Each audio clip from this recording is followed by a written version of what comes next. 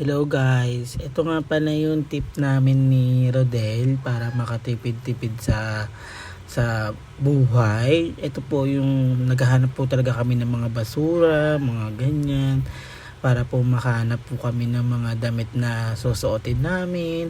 Madali lang naman yan guys, kasi lalaban mo lang naman yan, sosonroksan mo lang, mabilis lang. Ayan po yung isa sa mga nakakatipid namin sa buhay, dalawa. Pagka magkasama kaming dalawa, kita nyo naman dyan, nagkakalkal siya ng mga basura. Ayan, may nakuha na siya, mga mamahalin yan guys. Nakapulot siya ng mga mamahalin ng mga damit, tamang basura lang, ganun. Diba? Oh, bakit yan? Diba? Ganyan kaming dalawa, masaya kami habang namumulot ng mga basura.